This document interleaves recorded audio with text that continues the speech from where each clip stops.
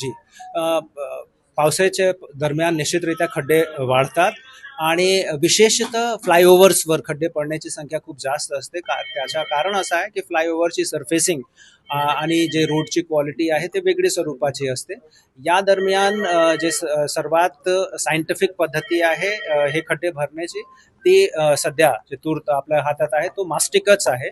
आणि मास्टिक पण थोडासा पाऊसचा जोर कमी झाला तेव्हा जर आपण मास्टिक टाकला तर टिकण्याचा प्रमाण असतो.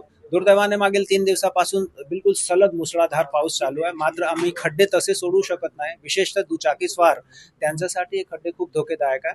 म्हणून आम्ही पाऊस सुरू असताना सुद्धा मास्टिक टाकत आहोत. जरी मास्टिक वाहून जात आहे आम्ही पुन्हा टाकत आहे. फॉर्च्युनेटली आपल्याकडे मास्टिकचा स्टॉक अवेलेबल आहे, एजन्सी उपलब्ध आहे.